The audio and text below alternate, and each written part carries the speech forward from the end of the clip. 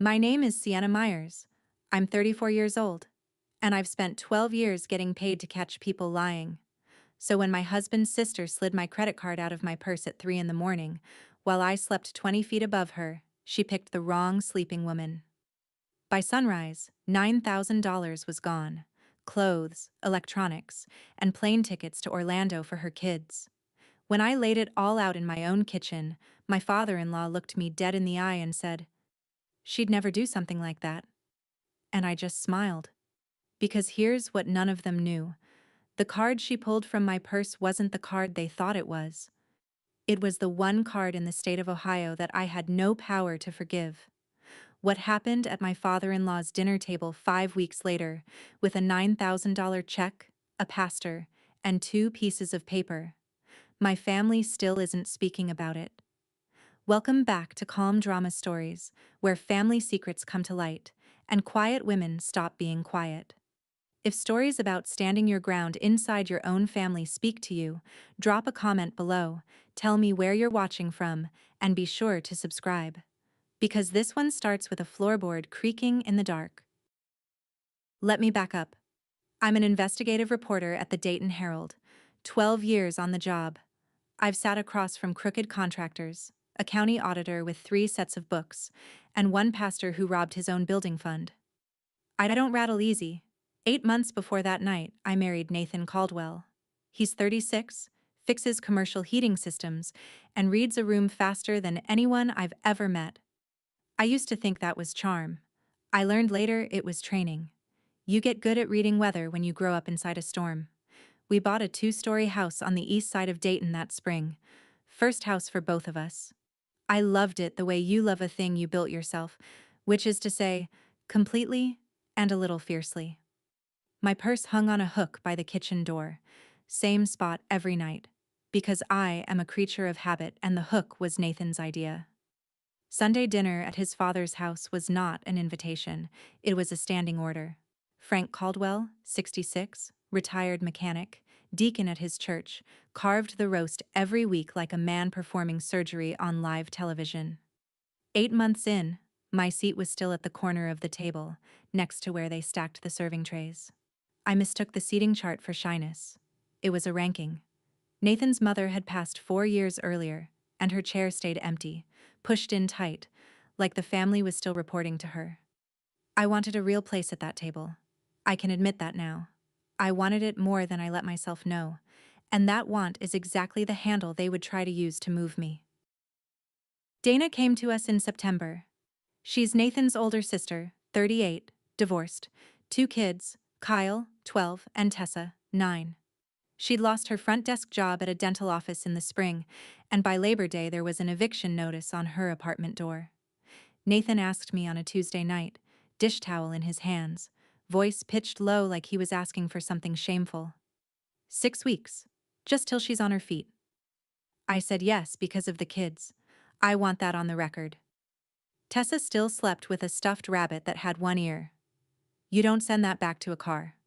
So Dana took the guest room downstairs, the kids took the den, and my quiet house started running like a bus station. Week 2, $60 in cash went missing from the console by the front door. Week 3, my perfume started evaporating faster than science allows. I noticed because noticing is my whole job. And I did what a sensible woman does. I put a lock on my office door. I moved my grandmother's jewelry into the fire safe. I told Nathan, calmly, at the kitchen table. He rubbed his face and said, "Maybe you moved it and forgot." I hadn't. He knew I hadn't.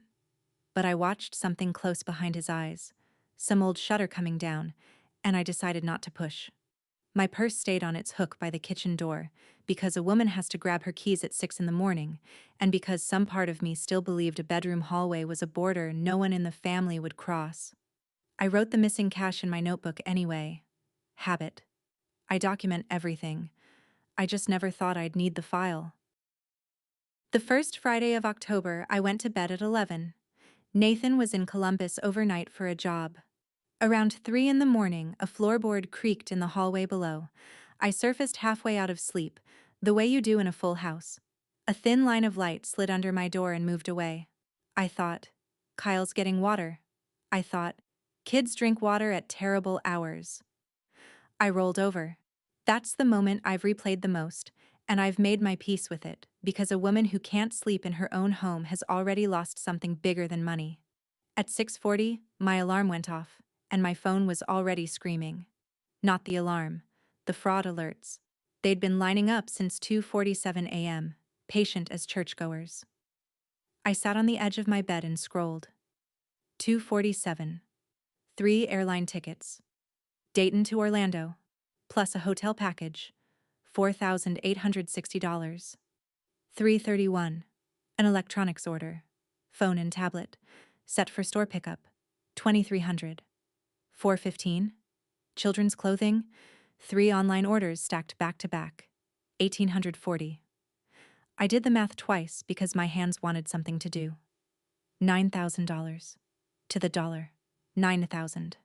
Spent while I slept in my own bed, in my own house, with my purse on its hook downstairs while somebody stood over it in the dark and made a shopping list. The house was quiet under me. Somewhere downstairs a cartoon was already playing, and a pan was heating, and a woman was humming. I sat there in the early light with my phone in my lap, and I did the thing I do at crime scenes. I got very still, and I started keeping track. I called the card's fraud line before I brushed my teeth. Locked it, disputed the charges, asked for details the way I ask sources for details. Slowly. Twice. The airline booking had passenger names: Dana Caldwell, Kyle Caldwell, Tessa Caldwell, departing in 9 days. The electronics order was under Dana's name for pickup, her cell number attached. The clothing orders shipped to my own address, which takes a special kind of confidence. And every purchase had been placed from the same internet connection. Mine. The house Wi-Fi. My house. I stood in my bathroom holding the phone, and I want to be honest about what I felt, because people imagine rage, and rage came later. What I felt first was recognition, the same cold click I feel when a spreadsheet finally confesses. Then I went downstairs. My purse hung on its hook, looking innocent. I opened it. Wallet there, cash there, cards there. But my everyday card was sitting in the wrong slot, backwards, shoved in the way you put something back in the dark when your heart is beating fast. Dana stood at my stove in my kitchen, frying eggs, humming, wearing a robe I didn't recognize with the tag still tucked in the sleeve. Kyle and Tessa were on the couch, washed in cartoon light. "Morning," Dana said, bright as a bell. "You want eggs?" I looked at this woman, my husband's sister, mother of 2 children I genuinely loved, standing in the warm smell of butter like nothing in the world had happened. I said no, thank you. What I wanted was my $9,000 back. What I wanted even more, though I couldn't have said it yet, was to be wrong. I have never once in 12 years been that kind of wrong. I waited until the kids took their cereal to the den, and then I put my phone on the counter, alerts up, and said, "Dana, we need to talk about last night." She glanced at the screen and her face did something I'll never forget. It didn't fall. It rearranged. "That's crazy," she said. "You got hacked? It's everywhere. People get hacked." I said the tickets had her name on them, her children's names. "Hackers do that," she said, flipping the eggs. "They use real names so it looks legit." There were shopping bags in the guest room with the tags still on.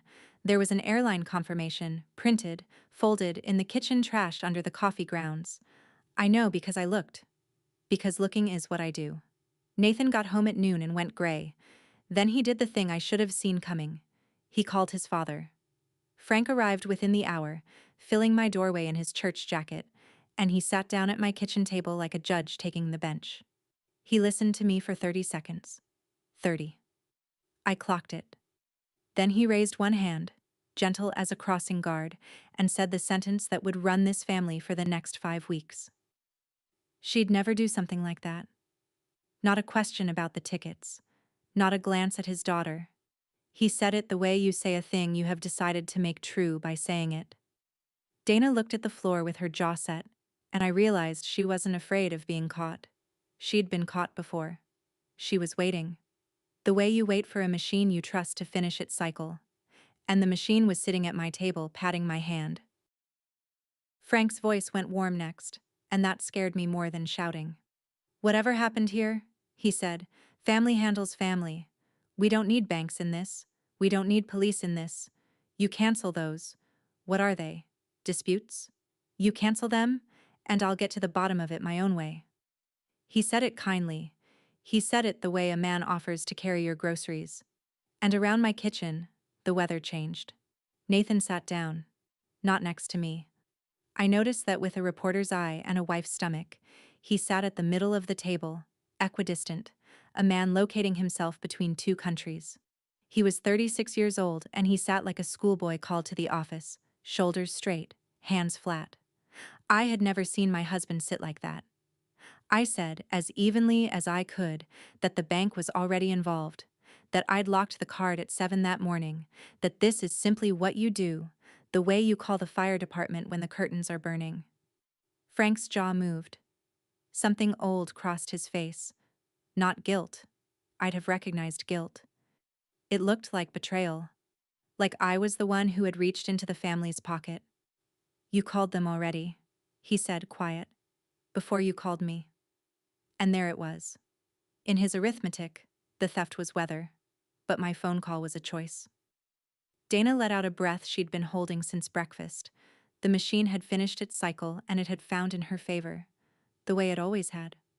What none of them understood yet, what even I only half understood, was that this particular call had never been mine to skip.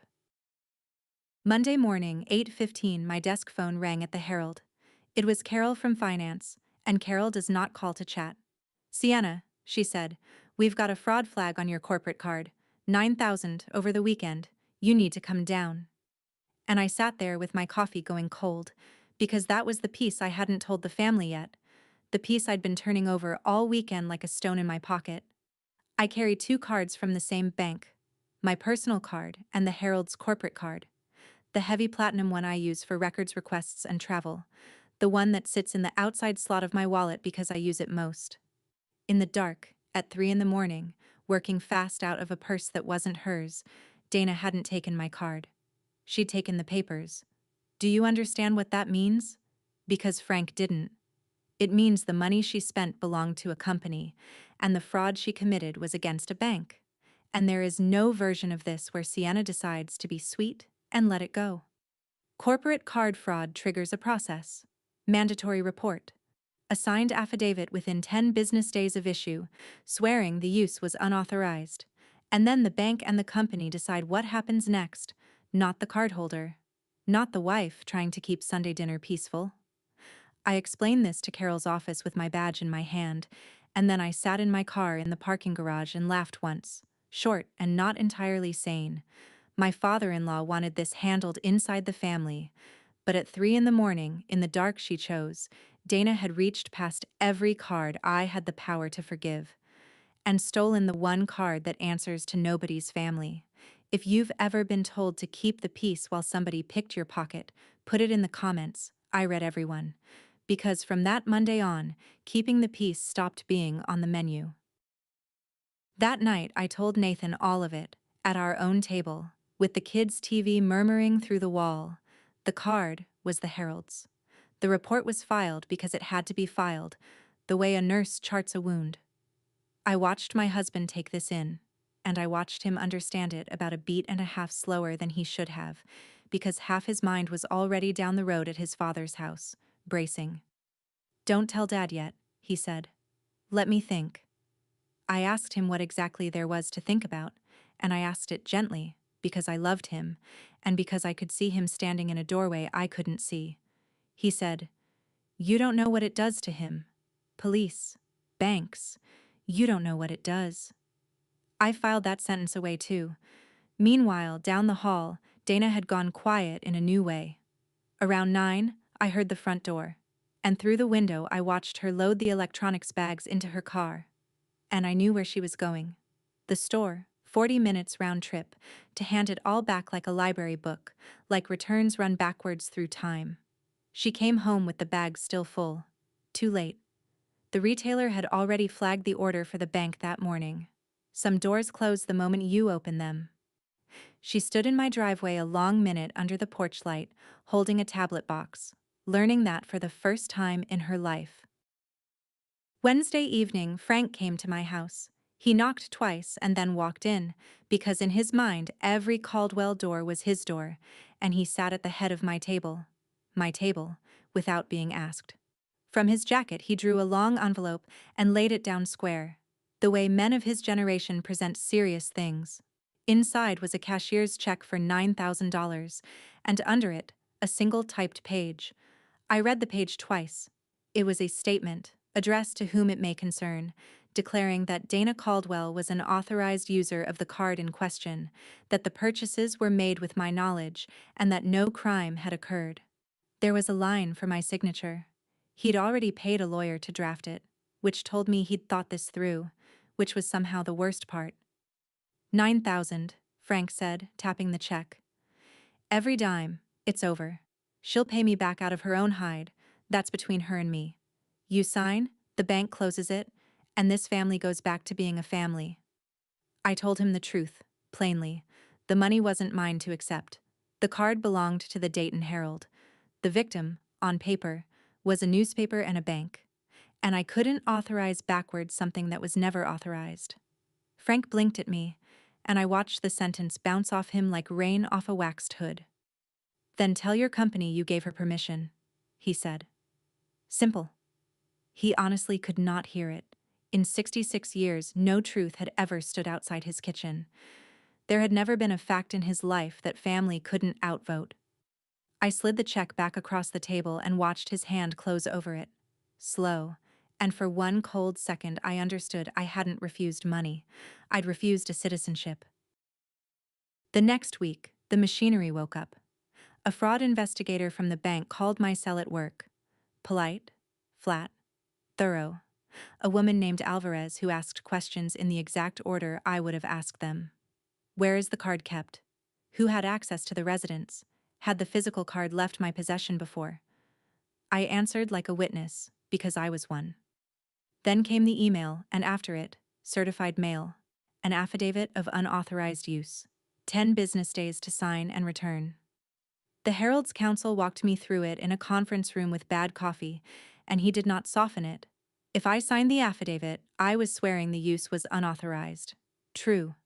And the bank would refer the file wherever files like that go, which at $9,000, in the state of Ohio, is a felony desk.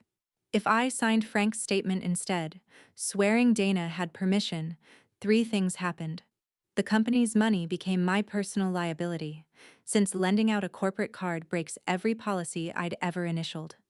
My name went in front of HR with the word misuse attached. And counsel looked at me over his glasses when he said this. A false statement to a federally insured bank is its own crime, with its own name, and people have gone to prison for it. So there it was, laid out in laminate and fluorescent light. My whole adult life, telling the truth had been my trade. Now it had a deadline, 10 business days. I drove home the long way that night, past the river, and I remember thinking that Frank believed he was protecting his daughter from a system. He wasn't. He was asking me to feed myself to it in her place, and he would never once see it that way. Then the family arrived by phone, in waves, like weather systems. Aunt Lorraine called first, Nathan's great-aunt, 81, sweet as pie crust. Honey, families don't do this to each other. I asked her gently whether she meant the stealing or the reporting, and she went quiet in a way that told me she'd never once put those 2 things on the same shelf. A deacon's wife from Frank's church found me on Facebook. Praying for your family in this season of confusion, she wrote, which is church for we've heard and we've picked. Cousins I'd met twice texted Nathan paragraphs. Nobody called Dana. I want you to sit with that. In 5 weeks, as far as I could ever learn, not one member of that family called the woman who actually took the card and asked her why. The calls all came to me, because in their physics I was the moving part. Dana stealing was like winter. Nobody's fault, endure it together. Me reporting it was a decision, and decisions have owners. The cruelest one was quiet. Frank, at Sunday dinner, because yes, we still went. Nathan white-knuckled the whole drive, stood to carve and said grace, and added, at the end, eyes closed, "Lord, we know Margaret is watching over this family. She always knew how to keep us together." Margaret, Nathan's mother, 4 years gone. He never said my name, and he never said Dana's. He just laid that good woman's memory on the table like a fourth piece of paper for me to sign. I sat in my corner seat by the serving trays, and I recognized the play, because I've covered politicians. When the facts are against you, don't argue the facts. Change the question to loyalty. Everyone at that table passed the potatoes and looked at me like I was the one holding the knife. I did what I do when the ground moves. I went to the records. Not to build a case. The bank was building the case fine without me. But because I needed to know what I'd married into, and public records don't change their story depending on who's at the table. It took 2 lunch hours. Dana Caldwell, 2 prior evictions, in 2019 and 2022, both dismissed after payment in full. Payer of record on the second one, Franklin R. Caldwell. 3 small claims judgments, all settled, all quiet. And one I had to work for. A police report from her old dental office, 6 years back, a cash drawer short by hundreds, restitution made, charges never filed at the employer's request. I sat with my notebook in the Herald's morgue, surrounded by 100 years of other people's worst days, and the picture assembled itself the way pictures do. There was no one desperate midnight in my kitchen. There was a system, old and well-oiled, and it had been running since before I ever met this family. Dana falls, Frank catches, the paperwork disappears, and everyone calls it love. My $9,000 wasn't a crisis. It was a subscription renewal.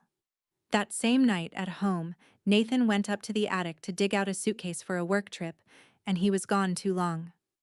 I climbed up and found him kneeling under the bare bulb, in front of an old carton with his own name markered on the side in a boy's handwriting, Marcus's. No. It said Nathan.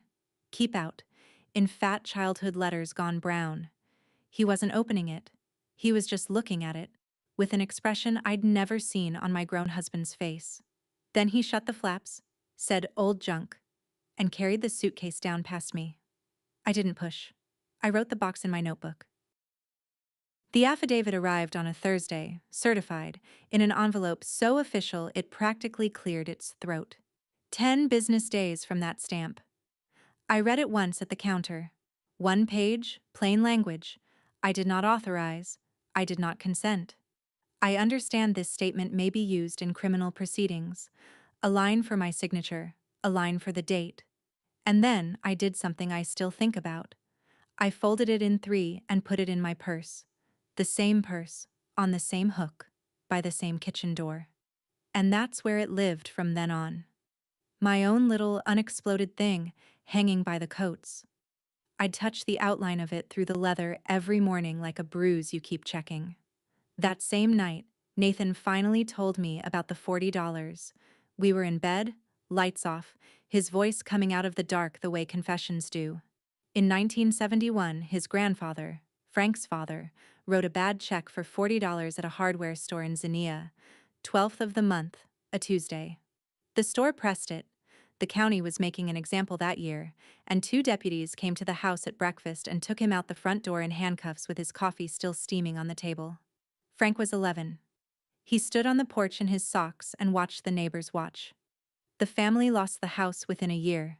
His mother cleaned 3 buildings a night for a decade. The marriage didn't survive it, and the man who came back from county wasn't the man who left. Dad's told it exactly once that I know of, Nathan said.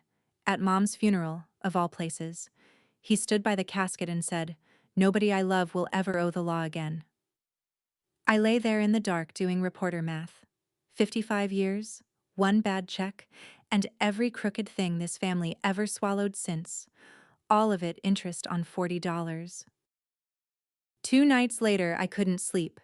And at 2 in the morning I found Dana at my kitchen table with a mug of tea she hadn't made from her own groceries. We looked at each other in the stove light, 2 women in one kitchen at the exact hour she'd chosen for her shopping trip, and she must have decided the hour made us intimate, because she talked. "I was going to pay it back," she said. You know that, right? Before anybody even noticed. That was the plan.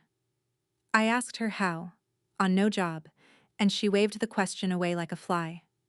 Then she leaned in and gave me the closest thing to honesty I ever got from her. You have everything, Sienna. You get that, right? The house. Nathan. A job where they print your name. My kids have never been on a plane. Never. Tessa asks about the ocean like it's a cartoon place. It was for them. Her eyes were wet and her chin was up, and I realized I was watching a woman read her own defense aloud and find it airtight. She didn't believe she'd stolen anything. In her arithmetic, there was a great big family account somewhere, and she was simply overdrawn against it, the way she'd been overdrawn her whole life, and someone would top it up, because someone always had. My purse had just been the nearest branch office. The kids keep asking if we're still going, she said. And there it was. The return policy on her apology. Even now, the trip was alive in her head. I told her the truth. The tickets were flagged funds. Nobody was flying anywhere on that money. She looked at me the way you look at a broken vending machine. Then she rinsed her mug, said goodnight, and went to bed. Not once, in all of it, had she said the word sorry. The deadline got inside my marriage on a Tuesday. Nathan came home from a bid that went sideways, poured himself a drink he didn't finish, and said, without looking at me, "Can't you just sign it? Dad's paper. It's only paper."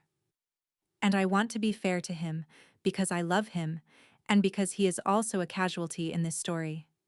He said it the way a tired man says it, not a cruel one. But something in me went very quiet and very young. Here is what I've never told anyone in that family.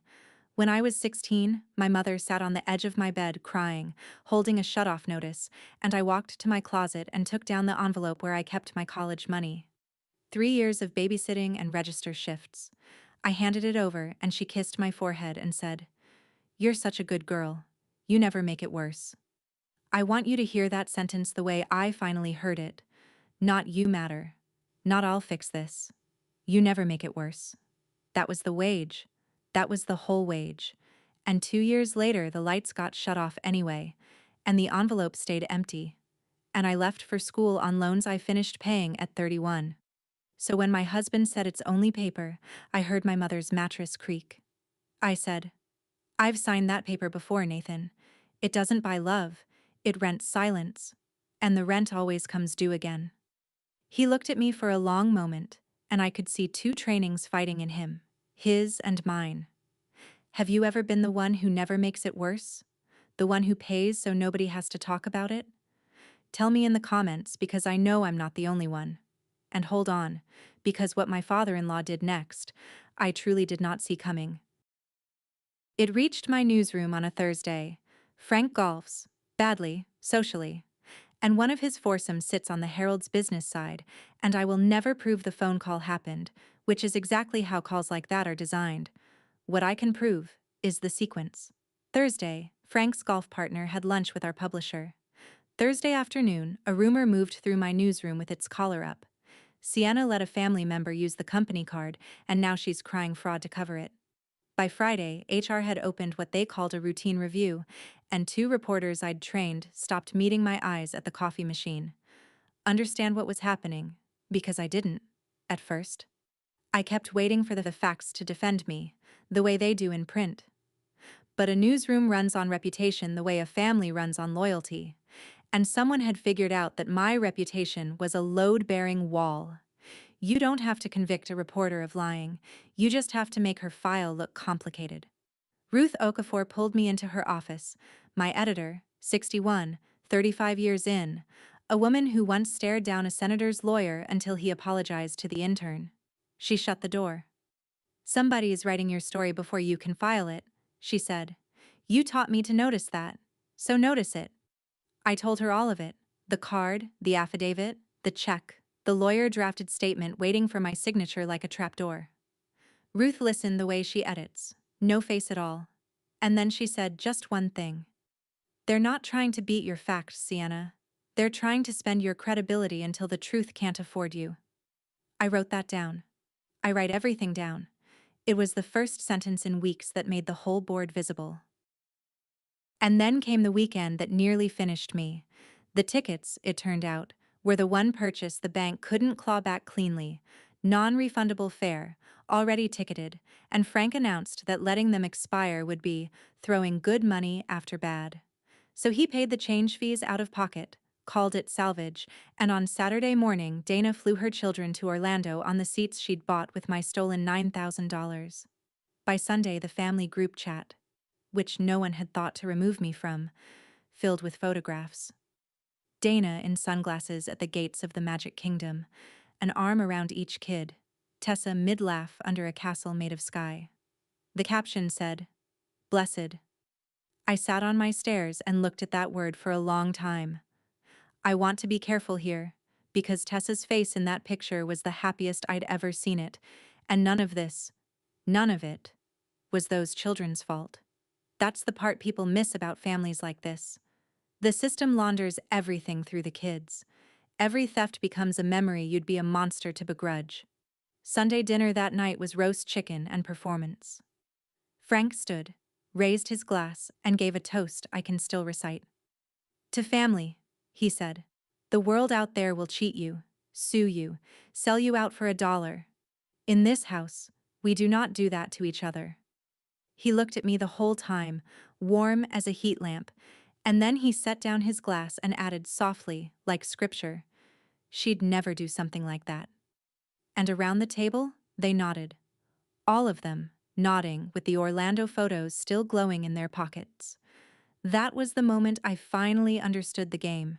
This was never a dispute about facts.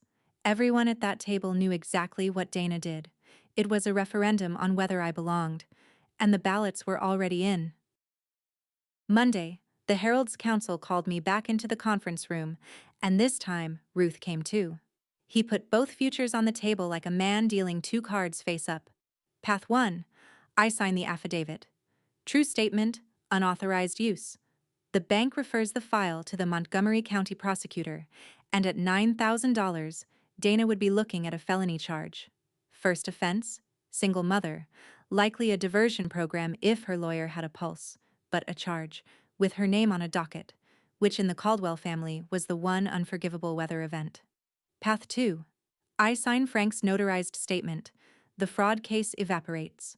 And in its place, mine begins. Policy violation, personal liability for $9,000 corporate dollars, an HR file that ends my career at the Herald and probably in this business, because a reporter who lends out access is a reporter no editor can defend. And I'd remind you, counsel said, dry as toast, that swearing a false authorization to the bank is itself a federal offense. So the honest summary is, one of these papers puts your sister-in-law in front of a judge, and the other one could put you there. Ruth hadn't said a word through any of it. She walked me out through the newsroom, past the desks, and at the elevator she finally spoke. "Deadline's a week from Monday. Whatever you're going to be it on purpose."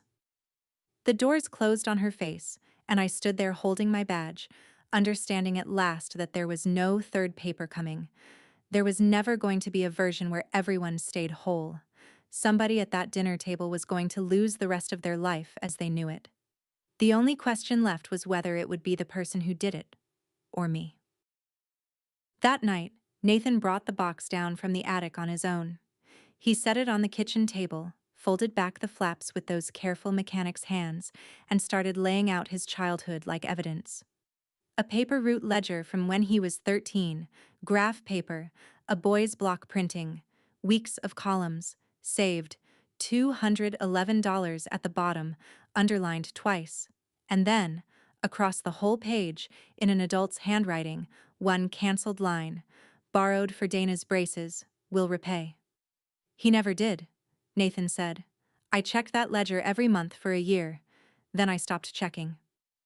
Under the ledger, a photograph of a kid with a guitar, Nathan at 15, all elbows, holding a pawn shop fender like it was a newborn.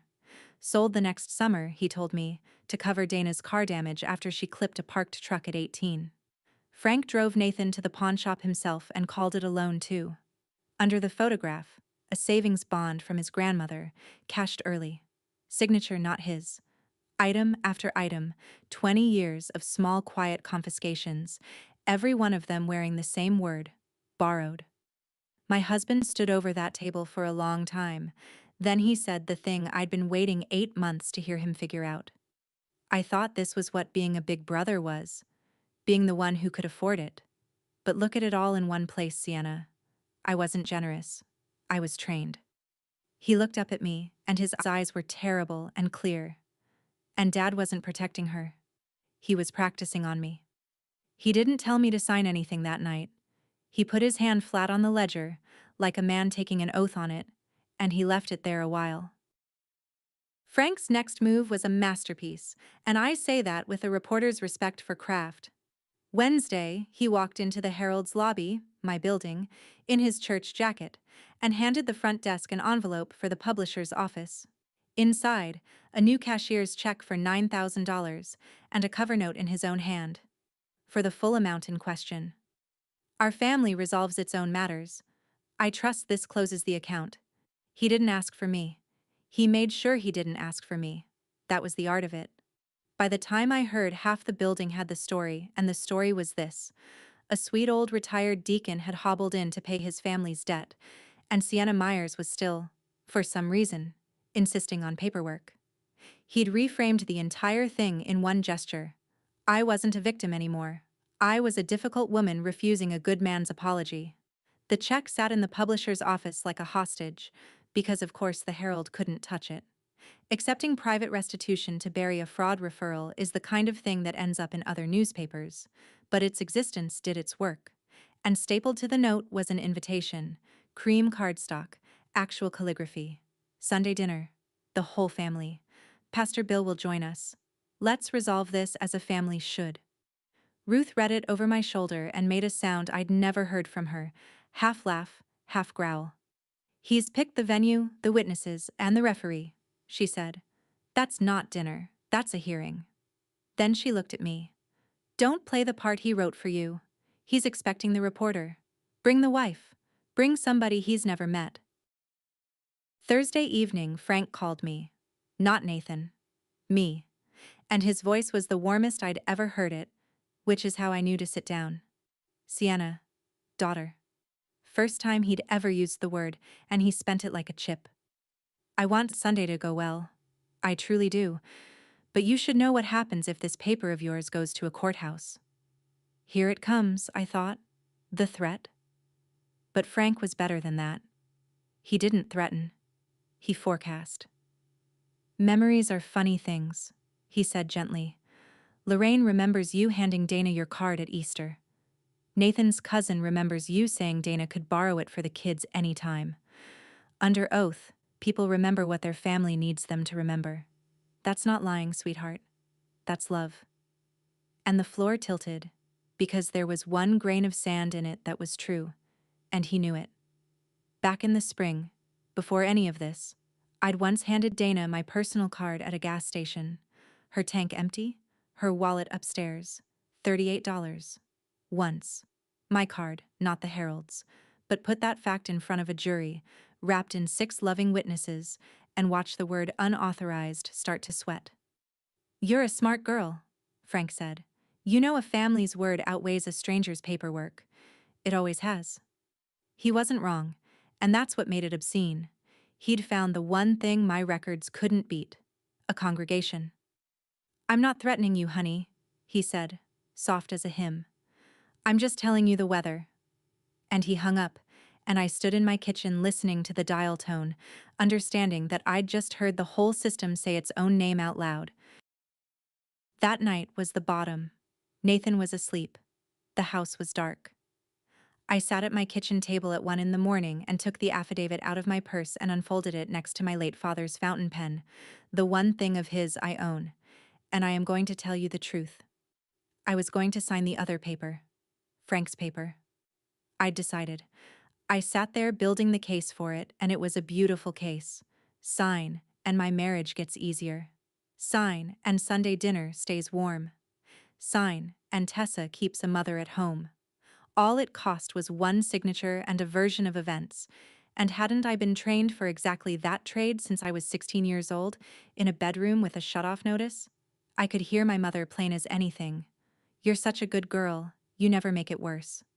My whole life folded into one sentence, and I sat there aching to earn it again, and my hand actually moved toward the pen, and a floorboard creaked behind me. Tessa, 9 years old, one-eared rabbit under her arm, squinting in the stove light. She looked at the papers, then at me, with that terrible radar children have, and she said, "Is Mom in trouble because of us?" And I heard myself answer, instant, certain, the way you answer a child. "No, sweetheart. Grown-ups are in trouble because of grown-ups." I got her a glass of water. I walked her back to bed. And then I stood alone in my hallway, hearing my own voice hang in the air because I had just told that little girl, in one sentence, the exact truth I'd spent 30 years refusing to tell myself.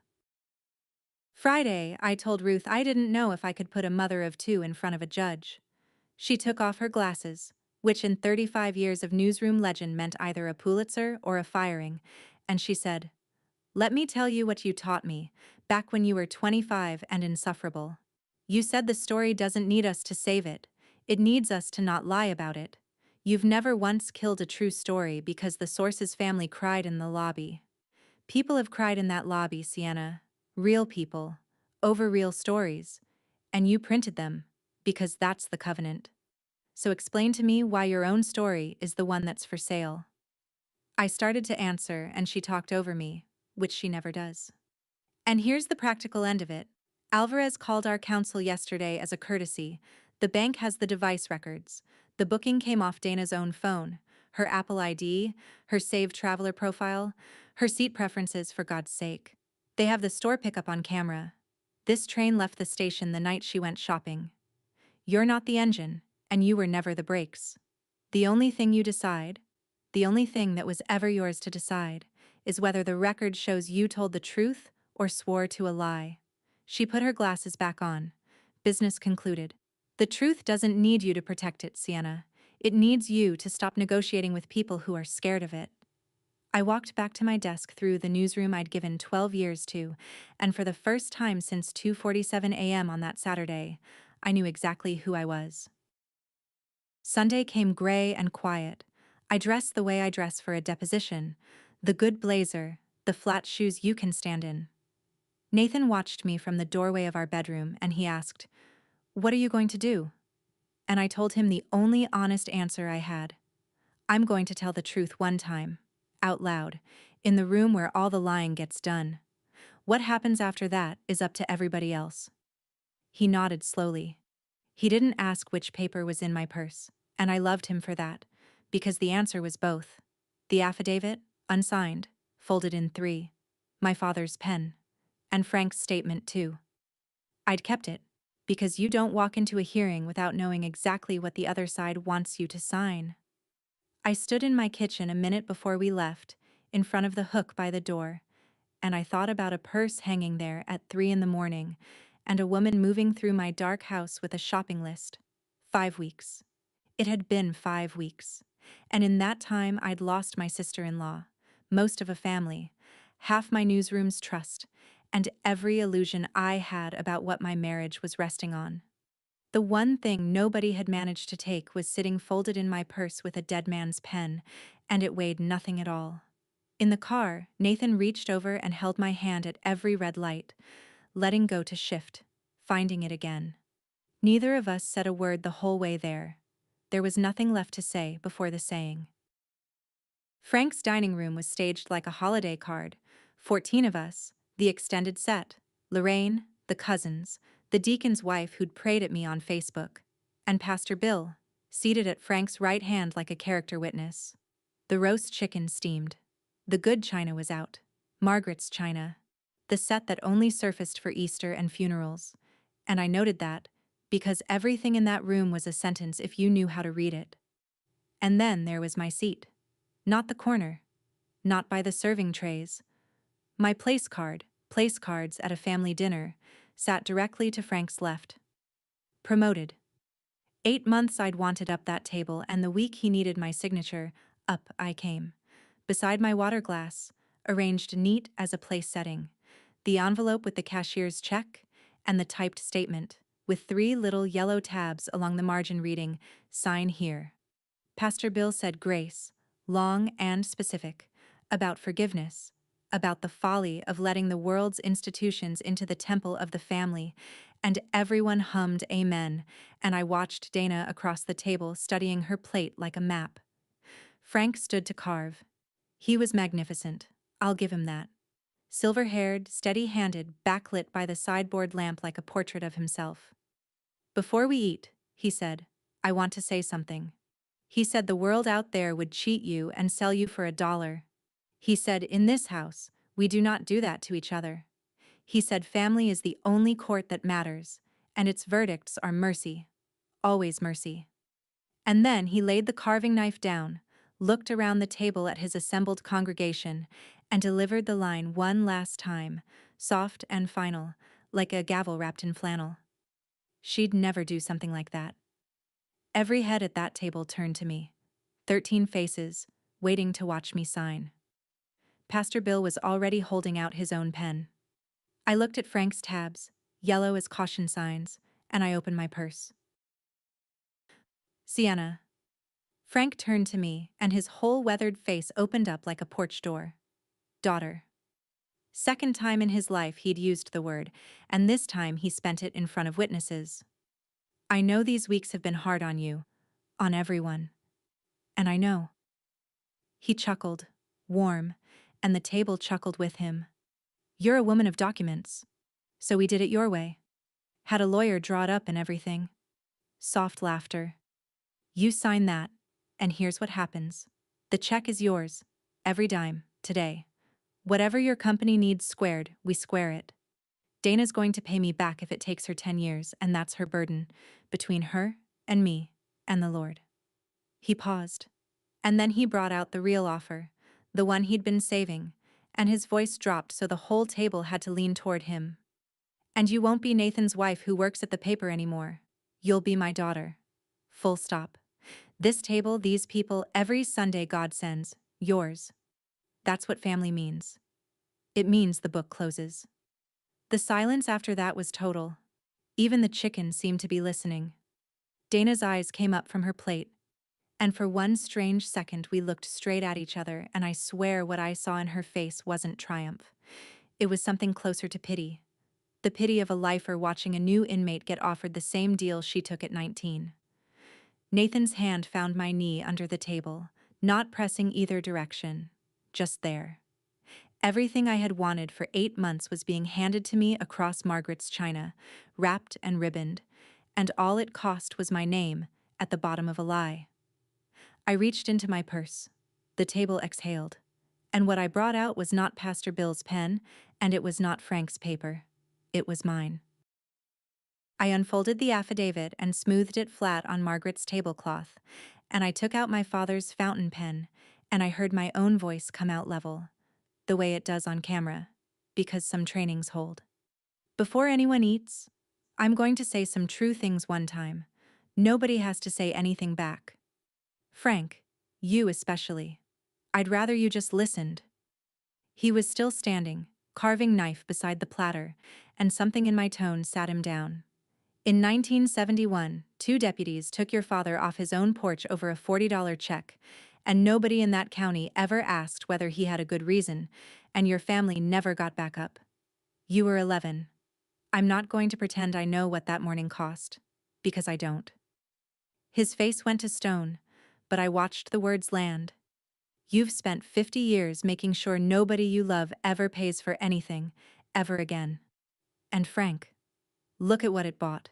Your son ran a paper route at 13 and saved $211, and you took it for Dana's braces and wrote borrowed in his ledger, and he checked that ledger every month for a year.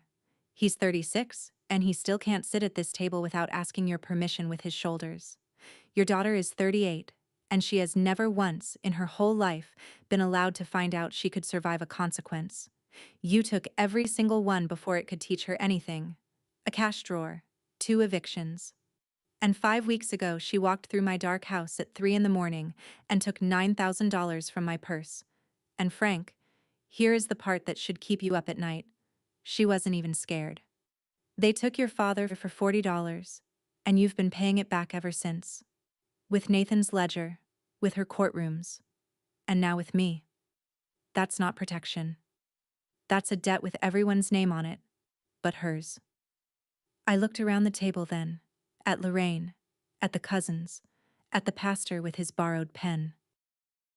I can't sign your paper. I want this family. God knows I wanted it more than any of you ever noticed, but the card Dana took wasn't mine. It belongs to my newspaper, and the truth about it was never mine to trade, not for a check, and not even for a seat at this table. The truth doesn't need my permission. And in front of 13 witnesses, on Margaret Caldwell's good tablecloth, I signed my name to the affidavit with my dead father's pen and dated it, and slid the cashier's check back to Frank. The sound the table made was not a gasp.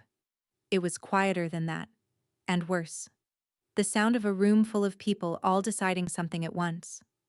Frank rose.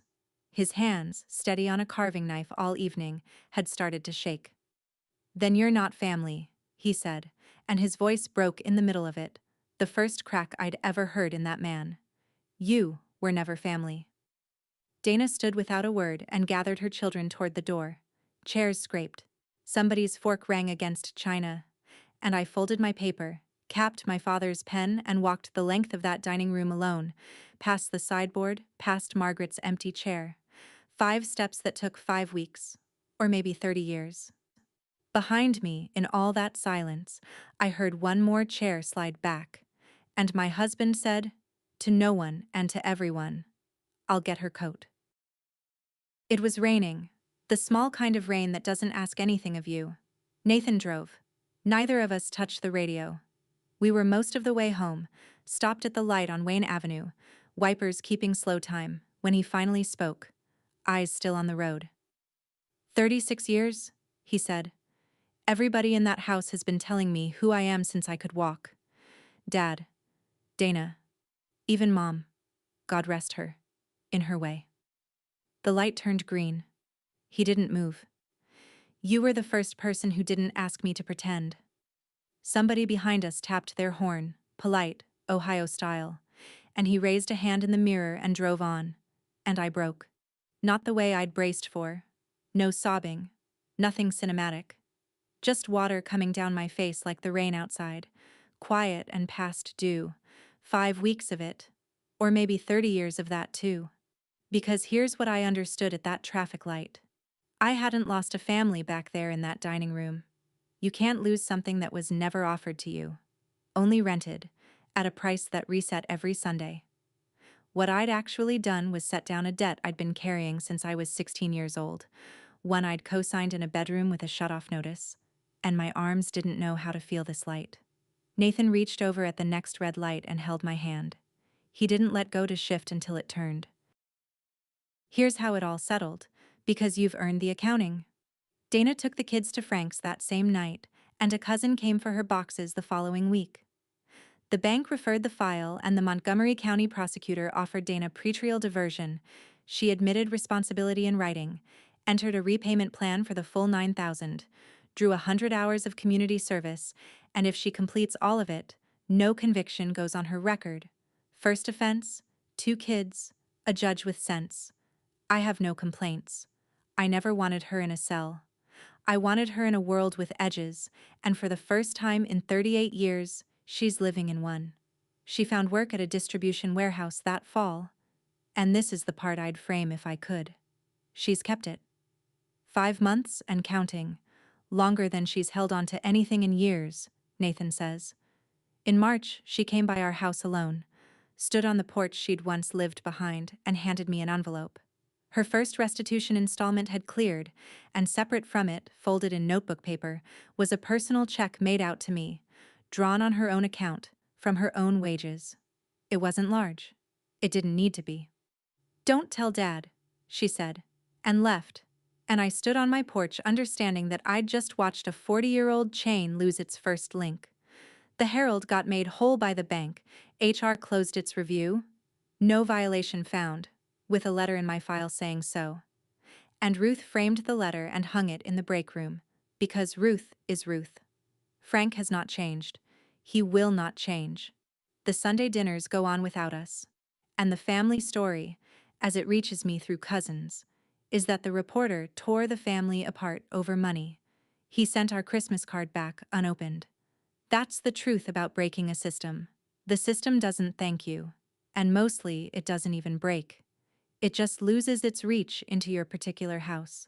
Nathan started therapy that winter, Tuesday evenings. He keeps the paper route ledger on his desk now, next to his keys, and when I asked him why, he said, "So I remember the sticker price of quiet." Kyle and Tessa still come over, Dana lets them, which tells you something she'll never say out loud. And my purse hangs where it always hung, on the hook by the kitchen door, unlocked, unguarded, in a house where I sleep the whole night through. Some nights I look at it on my way up to bed. Just a purse, on a hook, in a quiet kitchen. You'd never know it once held the most expensive piece of paper in Ohio. I used to believe love meant paying quietly so nobody had to leave the table, but I know better now. Protection that costs the truth isn't protection. It's just a bill the family keeps forwarding to whoever loves them most. And the kindest thing I ever did for the Caldwells was finally, gently, marking that bill return to sender. That's my story. One card, two pieces of paper, and a signature that cost me a family, and gave me back my own. If this reminded you of a table where your truth has no chair, maybe it's time to pull one up. Share this video with someone who's been paying quietly for years. Drop a comment telling me what you would have signed, hit subscribe, and I'll see you in the next one.